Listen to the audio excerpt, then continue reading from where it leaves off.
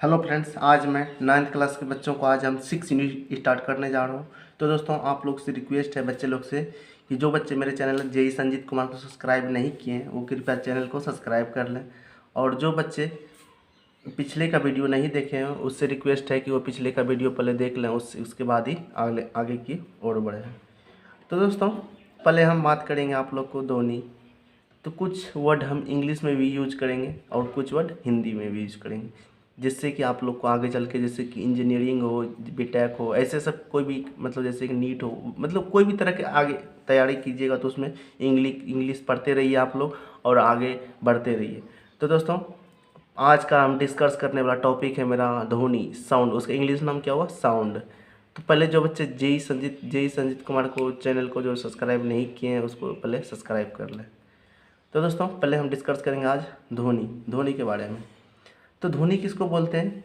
हम अपने कान से जो सुनते हैं उसी को धोनी बोलते हैं। समझ गए? हम अपने कान से जो कुछ सुनते हैं उसी को धोनी बोलते हैं। जैसे कि ध्वनि हम बहुत तरह से बहुत तरह से उत्पन्न कर सकते हैं। जैसे कि बस जब चलती है तो उसमें भी ध्वनि उत्पन्न करती है। बस की जब हॉर्न बजती है तो उसमें भी ध्वनि का उत्पन्न होता है। जैसे कि हम बच्चे जब रोते हैं उस समय भी ध्वनि का उत्पन्न होता है। जैसे हम अभी पढ़ा रहे हैं आप लोग को तो उसमें भी ध्वनि बोल जो रहे हैं हम, क्या ध्वनि है ना, ध्वनि ये उत्पन्न होता है। तो आप लोग समझिए। जैसे कि अभी तो बहुत एग्जाम्पल मतलब एक साधारण सा उदाहरण है। जैसे कि डीजे समझते हैं? अभी मतलब ऐसा कोई बच्चा नहीं होगा जितने क्लास में जो कि डीजे के बारे में नहीं जानता है। जानता था पहले धोनी के बारे में, लेकिन पता ही नहीं था किसको बोलेंगे धोनी। तो आज हम आप लोग को डिस्कस करवा देंगे। और जो बच्चे सोच रहे हैं कि मतलब क्या पढ़ाएंगे, सब्सक्राइबर कम है तो क्या पढ़ाएंगे, तो लेकिन वो सब सोचना नहीं है। और एक बार मेरे पास पढ़िए, उसके बाद पढ़ते रहिए आप लोग। तो दोस्तों, पहले हम आज धोनी के बारे में समझा रहे हैं। तो उसका इंग्लिश में जैसे कि यूज करते हैं, एग्जाम्पल डिफिनेशन उसका बोलते हैं, sound is a pressure wave which is a created by A vibrating object is called sound. तो समझ गए? इंग्लिश में भी बता दिया आप लोग को। Sound is a pressure wave is a created by A vibrating object is called sound. तो साउंड के बारे में समझ गए। और हम बात करेंगे साउंड जो उत्पन्न करते हैं, मतलब साउंड जब भी उत्पन्न करेगा किससे? वाइब्रेट से करेगा, मतलब कंपन से करेगा। किससे? कंपन से। और हम जानते हैं आप लोग को बता रहे हैं कि the most sound produce are solid, मतलब सबसे अधिक जो ध्वनि उत्पन्न किस में होता है? मतलब सॉलिड मतलब ठोस में होता है। किस में? ठोस में। सबसे अधिक ध्वनि उत्पन्न किस में होता है? ठोस में होता है। आप लोग जान लीजिए। और जो बच्चे नोट नहीं कर रहे हैं वो कृपया नोट कर लें, उससे रिक्वेस्ट मेरा है। आगे हम बता रहे हैं कि each source of sound is an object that vibrate, मतलब साउंड मतलब जो उत्पन्न करता है किससे करता है? वाइब्रेट से ही साउंड उत्पन्न होता है। और जब तक कि वाइब्रेट नहीं होगा तब तक मेरा साउंड नहीं निकलेगा। जैसे कि डीजे जब भी बजता है तो साउंड पहले साउंड स्पीकर जो होता है ना उसमें वाइब्रेट करता है, तब उसके बाद ही मेरा साउंड निकलता है। तो दोस्तों समझ गए साउंड के बारे में, अच्छे तरह से आप लोग समझ गए हैं। साउंड के अनेक अनेक प्रकार के एग्जांपल दे सकते हैं। अभी तो हम दिए। आगे जैसे कि घंटी भी बजा करके आप साउंड उससे भी उत्पन्न होता है। जब तक देखिएगा घंटी जब बजाइएगा आप साइकिल का, जब तक ना वो वाइब्रेट करेगा तब तक ध्वनि उत्पन्न नहीं कर सकता है। तो आप लोग समझ गए ध्वनि के बारे में। और ये भी हम बता दिए कि ध्वनि जो है सबसे अधिक ठोस में उत्पन्न होता है। ठीक। और हम ये भी बताया कि ध्वनि जब तभी उत्पन्न कर सकता है जब तक कि वाइब्रेट हो। आगे हम बता रहे हैं ध्वनि के बारे में, समझ गए अच्छे तरह से। और आप लोग से रिक्वेस्ट है बच्चे लोग से कि डीजे कम ही बजाएं। जो कि बड़े बुजुर्ग सब जैसे कि हार्ट अटैक उसको बीमारी होते हैं तो उससे उसको बहुत तरह की परेशानी हो जाता है। इसलिए आप लोग डीजे, रिक्वेस्ट है मेरा कि आप लोग डीजे कम ही बजाएं और पढ़ें अधिक, अपना सेल्फ स्टडी पे ध्यान दें। ठीक। तो आगे हम बात करेंगे तरंग का बारे।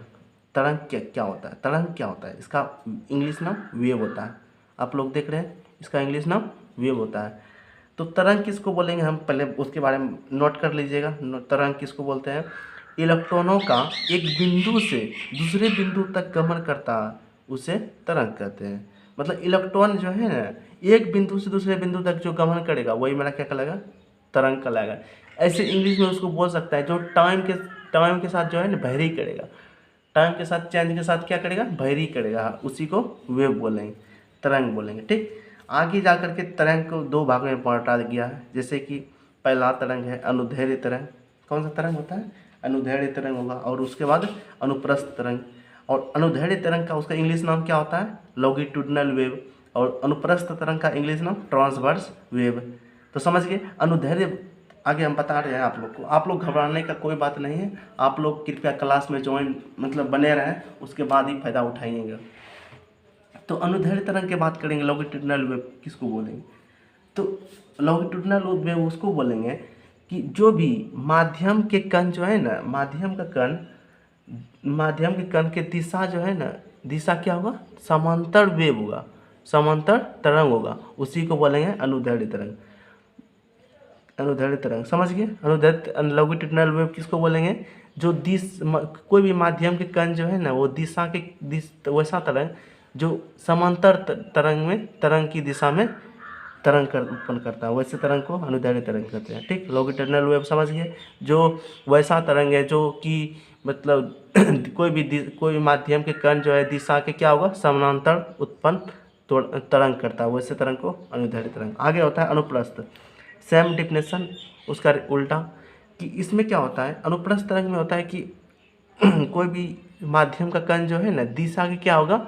लंबवत होगी, दिशा का लंबवत होगा, वैसे तरंग को ही अनुप्रस्थ तरंग कहते हैं। उसका इंग्लिश नाम ट्रांसवर्स वेव। तो समझ गए। अनुप्रस्थ तरंग समझ गए ना, कि दिशा का क्या होगा? कोई भी माध्यम का कण है जो दिशा का क्या होगा? लंबवत होगा, लंबवत। जैसे कि आप लोग देख रहे हैं, एग्जाम्पल के साथ आप लोग को बताएंगे। आप लोग घबराइएगा नहीं, क्लास में बने रहिए, उसके बाद ही आप लोग देखिए कैसा पढ़ाते। आगे जैसे कि एग्जाम्पल हम दे रहे हैं अनुदैर्ध्य तरंग का, लॉन्गिट्यूडिनल वेव का। देखिए, अगर कोई भी दीवार में रस्सी बांध रहे हैं, तो मतलब दीवार में बांधते हैं ना इस तरह, संपीड़न जो होता है, कभी रस्सी देखे होंगे, रस्सी तो बहुत तरह का होता है। तो ये क्या है? एक तरह से तरंग है, इसको तरंग मानते हैं। तो यही एक दूसरा क्या है, मतलब ये वेव जो जाएगा समांतर जाएगा, एक दूसरे के समांतर। इसमें एक और हमको डायग्राम बनाना चाहिए उसको, दोनों जो जाएगा मेरा वेव क्या हो जाए? समांतर जाएगा दोनों। एक और यहाँ डायग्राम बनेगा, ठीक, सेम ही। दोनों क्या होना चाहिए? समांतर, एक दूसरे के समांतर वेव होना चाहिए, वैसे वेव को ही अनुदैर्ध्य तरंग कहते हैं। तो दोस्तों इतना आप लोग नोट कर लीजिए कॉपी में, उसके बाद ही हम आगे बढ़ेंगे। जितने भी बच्चे हैं कृपया नोट कर लें, आई एम रिक्वेस्ट। तो दोस्तों आप लोग को पता चल गया होगा, हमको पता चल गया कि आप लोग नोट कर लीजिए। तो दोस्तों आगे हम बात करेंगे एग्जाम्पल अनुप्रस्थ तरंग की। जैसे कि कोई भी दीवार में देखे होंगे आप लोग, जिम करते हैं जिस समय, तो उस समय रस्सी बांध करके ऐसे वैसे करते हैं ना, ऐसे वैसे करते होंगे जो भी जिम करते हैं। अभी तो बच्चे हैं आप लोग, तो आप जो देखे होंगे जैसे कि सलमान खान, टाइगर श्रॉफ, ये सब कुछ जिम करते हुए देखेंगे, रस्सी बांध करके ऐसे वैसे करता, जैसे कि आप देख रहे हैं ऐसे ऐसे करता। तो उसी वैसे वेव को अनुप्रस्थ तरंग बोलते हैं, मतलब एक दूसरा क्या हो? लंबवत होती है। समझ गए। आगे हम बात करेंगे तरंग दैर्ध्य। किसका? तरंग दैर्ध्य। उसका इंग्लिश नाम वेवलेंथ। क्या होता है? वेवलेंथ। तरंग दैर्ध्य किसको बोलेंगे? आप लोग नोट करते जाइए। तो पहले समझ लीजिए तरंग दैर्ध्य किसको बोलता है। किसी तरंग गति में वह न्यूनतम दूरी जिस पर किसी माध्यम का घनत्व आवर्ती रूप से अपने मान की पुनरावृत्ति करता है, उस तरंग को ही तरंग दैर्ध्य कहते हैं। समझ गए। किसी तरंग गति में वह न्यूनतम दूरी जिस पर किसी माध्यम का घनत्व आवर्ती रूप से अपने मान की पुनरावृत्ति करता है, उस तरंग को ही क्या करते हैं? तरंग दैर्ध्य कहते हैं, वेवलेंथ कहते हैं। ठीक, आप लोग कॉपी नोट कर लीजिए। ठीक, और आगे तरंग दैर्ध्य को डिनोट करते हैं लैम्ब्डा से। किससे? लैम्ब्डा से। हम बोल दिए लैम्ब्डा से। ठीक, और तरंग दैर्ध्य का एसआई यूनिट होता है, क्या होता है? मीटर होता है। क्या? मीटर होता है। समझ गए तरंग दैर्ध्य के बारे में। आगे हम आप लोग को बात करेंगे आवृत्ति के बारे में। आवृत्ति के बारे में, तो आवृत्ति उसको बोलेंगे। पहले हम आप लोग को बताते हैं एक चीज़ तरंग दैर्ध्य के बारे में, कि जब देखे होंगे वर्षा समाप्त या वर्षा के पहले भी होता है गर्जन मतलब जो आप लोग बोलते हैं बिजली छिटकता है ये हो, तो गर्जन पहले मतलब आवाज़ पहले, बिजली छिटकता है बाद पहले और आवाज़ बाद में करता है। मतलब ध्वनि जो है, ध्वनि बाद में सुनाई पड़ता है, गर्जन हमको मतलब सॉरी बिजली पहले छिटकता है, उसके बाद गर्जन आपको बाद में दिखता है। इसका रीज़न क्या है? तो इसका रीज़न यही है कि गर्जन जो है हमको क्या होता है, बाद में दिखता है, मतलब सुनाई पड़ता है, और ध्वनि क्या होता है, बाद में दिखता है, और प्रकाश पहले ही सुनाई पड़ता है। इसका रीज़न यही है कि ध्वनि का चाल जो है ना, प्रकाश की चाल से क्या है, बहुत कम है। 332 मीटर पर सेकंड होता है, और उसका प्रकाश की चाल कितना होता है, 3 लाख मीटर पर सेकंड होता है। तो देखिए कितना मतलब दूरी है, डिफरेंट कितना है। तो ये सब देखते हुए पहले क्या होता है, हम लोग को पहले प्रकाश की मतलब पहले दिखता है, और उसके बाद गर्जन बाद में दिखता है, सुनाई पड़ता है। सॉरी, समझ गए। कोई अगर पूछ दे बुढ़ा सा बस, या कोई भी टीचर भी पूछे कि बोलो रे कि मतलब पहले गर्जन दिखता है, सुनाई होता है, कि पहले प्रकाश हो दिखता है, तो तुम आप लोग बोलिएगा पहले प्रकाश दिखता है। इसका बोलेगा कि रीजन बताओ रे, तो रीजन इसका यही है कि प्रकाश की चाल अधिक होता है ध्वनि की चाल से, इसी कारण से गर्जन हमको क्या होता है, बाद में सुनाई पड़ता है, बिजली पहले। तो दोस्तों आप लोग अच्छी तरह समझ गए होंगे, और जो बच्चे नहीं समझे अभी, तो वह उसको तो हम क्या कुछ नहीं कर सकते हैं। उसको तो धरती पे कोई मास्टर नहीं होगा जो उसको समझा सकता है। इतना अच्छा से अगर नहीं समझे तो समझ लीजिए कोई नहीं समझा सकता है। ठीक, तो आगे हम बात करेंगे आवृत्ति। उसका इंग्लिश नाम क्या हुआ, फ्रीक्वेंसी। आवृत्ति किसको बोलते हैं, किसको, आवृत्ति। तो उसका इंग्लिश नाम हुआ फ्रीक्वेंसी। फ्रीक्वेंसी हम उस किसको बोलेंगे कि माध्यम के घनत्व का प्रति इकाई समय में दोलन की संख्या को ध्वनि तरंग को क्या बोलेंगे, फ्रीक्वेंसी बोलेंगे। समझिए, माध्यम डिनोट कर लीजिए, देखिए नोट करते जाइए सब अपने कॉपी में। तो आवृत्ति का आगे हम बात करेंगे। आवृत्ति का ऐसा यूनिट क्या होता है, हर्ट्ज होता है। क्या होता है, हर्ट्ज, एच जेड, जिससे कि हर्ट्ज को सूचित करते हैं एच जेड से होता है। ठीक, और एक हर्ट्ज बराबर होता है एक दोलन प्रति सेकेंड। एक दोलन प्रति सेकेंड होता है। एक याद कर लीजिएगा आप लोग, एक हम कल पूछेंगे, एक हर्ट्ज बराबर कितना होता है, एक दोलन प्रति सेकेंड होता है। ठीक, आगे देखिए यहाँ पर लिखे हैं, सब लिखते जाइए। और आवृत्ति को जो सूचित करते हैं क्या, किससे करता है, भी से करते हैं, भी से करते हैं। और जो कि भी बराबर हमारा सूत्र होता है 1/t। क्या होता है, 1/t। तो समझ के टी नोट कर लीजिए, 1/t होता है। आगे हम बढ़ते हैं, और एक बात हम आप लोग को बता रहे हैं तारत्व के बारे में। किसके बारे में, तारत्व के बारे में। तो पहले आप लोग को हम बताते हैं एक चीज़ और, जो कि आप मतलब आप जानते नहीं, जानते होंगे भी तो आप भूल गए होंगे।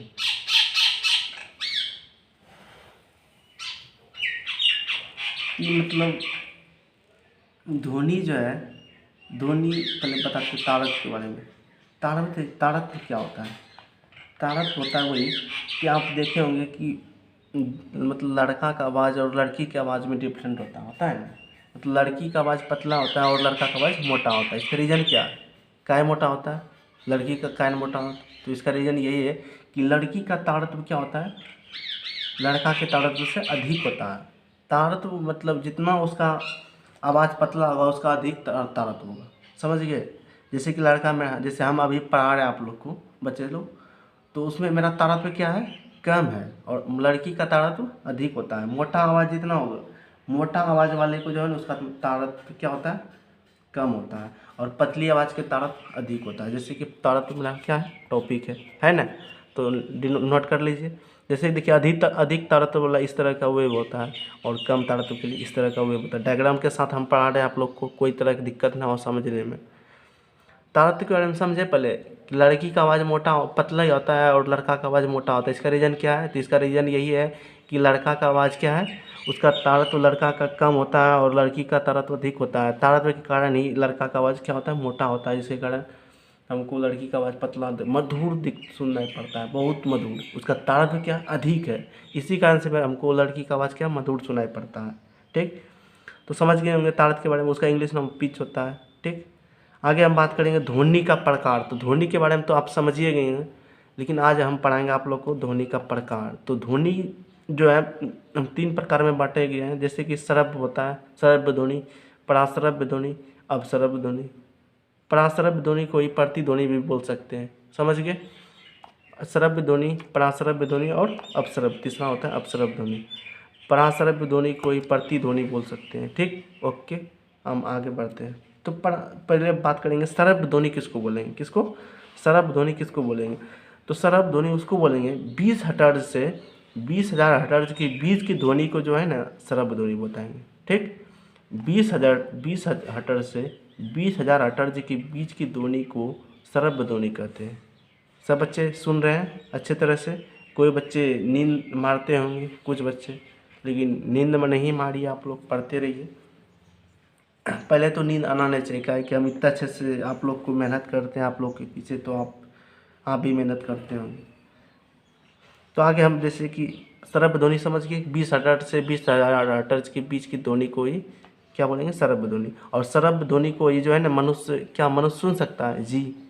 श्रव्य ध्वनि को ही मनुष्य सुनता है, ठीक। और मनुष्य के अलावा चमगादड़ नहीं सुन सकता है, ठीक। उसके बारे में भी बताएंगे हम। आगे हम बता रहे हैं अपश्रव्य ध्वनि। अपश्रव्य ध्वनि उसको बोलेंगे 20,000 हर्ट्ज से कम ध्वनि को ही कौन सा ध्वनि बोलेंगे? अपश्रव्य ध्वनि। मतलब 20,000 से कम ध्वनि को ही मतलब अपश्रव्य ध्वनि कहते हैं, समझ गए। आगे होता है पराश्रव्य। पराश्रव्य प्रतिध्वनि एक सेम ही हुआ। तो पराश्रव्य ध्वनि उसको बोलेंगे 20,000 हर्ट्ज से अधिक ध्वनि को क्या बोलेंगे? पराश्रव्य ध्वनि कहेंगे। 20,000 हर्ट्ज से अधिक ध्वनि को पराश्रव्य ध्वनि कहते हैं। इस तरह अगर आप नहीं समझे तो कृपया आप धरती पे कोई मास्टर से नहीं समझ सकते हैं फ्रेंड, समझ गए। और पराश्रव्य ध्वनि को जो है ना, और अपश्रव्य ध्वनि को कौन सुनता है? पहले श्रव्य ध्वनि को मनुष्य सुनता है और अपश्रव्य ध्वनि को हाथी और व्हेल सुनता है, जानवर होता है। आगे पराश्रव्य ध्वनि को सुनता है चमगादड़ ही सुन सकता है। 20,000 हर्ट्ज से अधिक ध्वनि को चमगादड़ ही सुन सकता है, ऐसा नहीं कि हम भी सुन सकते हैं, कभी भी नहीं, कदापि भी नहीं। तो प्रतिध्वनि क्या? प्रतिध्वनि के पराश्रव्य ध्वनि सेम ही हुआ, उसको ही सुनते हैं क्यों? चमगादड़ सुनता है, ठीक। 20,000 से अधिक ध्वनि को ही पराश्रव्य ध्वनि कहते हैं, ठीक। ओके, तो इतना 3 प्रकार क्या था? ध्वनि का टाइप था। और ध्वनि तो बहुत तरह का होता है, जानो ये बतेबे किया आप लोग को, आप तो समझदार हैं, दिखते भी हैं। तो आगे हम बात करेंगे सोनार के बारे में। किसके बारे में? सोनार के बारे में। तो आप लोग सोनार जानते होंगे, अगर नहीं जानते तो हम आपको बता रहे हैं। तो सोनार किसको बोलता है? सोनार ये नहीं समझिएगा कि वो पत्नी का जो बाली बनाता है, ये वो दुल्हा का अंगूठी बनाता है, वो वाला सोनार नहीं बता रहे हैं, उसकी बात नहीं कर रहा हूँ सर। तो हम बात कर रहे हैं आप लोग को, सोनार एक होता है जो समुद्र की गहराई को क्या होता है? मापता है। मतलब समुद्र की गहराई को बताता है कि कितना है गहरा, और ये भी बताता है कि समुद्र में क्या कुछ पता लगाता है, जैसे कि चट्टान सब ना हो, उस चट्टान सब मिल जाता है तो उसका भी पता लगा जाता है कि कहाँ क्या चट्टान है, क्या कहीं पहाड़। मतलब अनेक प्रकार के समुद्र की गहराई मापने में मुख्य रूप से किए जाते हैं। उसके बाद वो चट्टान मतलब कहीं अगर दूर में चट्टान है तो उसका भी पता कर देता है कौन? सोनार। तो सोनार कहाँ यूज करते हैं हम? समुद्र की पनडुब्बी जैसे कि चलती है, जैसे नौसेना सब चलता है ना, जल से उसमें यूज करता है सोनार को, वो सब जहाज पे, ठीक। आगे हम बात करेंगे कि मनुष्य जो है, मनुष्य का ये बता रहे हैं आप लोग को, मनुष्य का मस्तिष्क जो है सुनता है, जो जैसे आप लोग हम लोग भी सुनते हैं तो 1/15 सेकंड तक ही मेरे माइंड में रहता है, उसके बाद अलावा नहीं रहता, समझे। मस्तिष्क का मतलब जो सुन सकता है, सुनी जैसे हम सुने, हाँ आप जैसे हम अभी पढ़ा रहे हैं, आप लोग सुन गए और जो आपके दिमाग में जो है 1/15 सेकंड तक ही रहेगा, उसके बाद अपना डिलीट कर देगा। जैसे कि मोबाइल में डिलीट हो जाता है उसी तरह आपके मेमोरी से मतलब माइंड से डिलीट हो जाएगा, समझ गए। तो इतना था, आप लोग पढ़ लीजिएगा ध्वनि के बारे में। हम जो टॉपिक पढ़ाते हैं आप लोग को मेन टॉपिक पढ़ाते हैं जो कि यूज हो आगे चल करके, और इतना टाइप पढ़ लीजिएगा तो बहुत काम देगा आगे चल करके, ठीक। तो जो बच्चे इतना नोट नहीं किए हैं वो कृपया उससे रिक्वेस्ट है कि वो नोट कर लें, उसके बाद ही आगे बढ़ें। और हम आगे तभी बढ़ेंगे जो बच्चे इतना पढ़ लेंगे।